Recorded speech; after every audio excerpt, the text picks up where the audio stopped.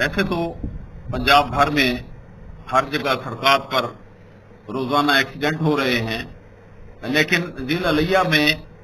City की wide सड़क चबारा road पर रोजाना एक एक्सीडेंट का होना,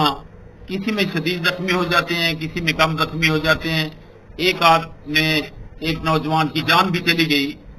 उसकी बुनियादी वजह दरमियान में लगाई गई केटाई है, जिसको दुरुस्त करना मुनासिब है कि उसे या तो दीवार दे दी जाए या वो उठा ली जाए, उन्हें खत्म कर दिया जाए। तीसरा तरीका यह है कि तजावुजात के खात्मे के लिए जो म्युनिसिपल कमेटी की और जिला इंतजामिया की मुहिम है, उसे तेज तर करके तमाम बैंकों को पाबंद किया जाए कि वो आगे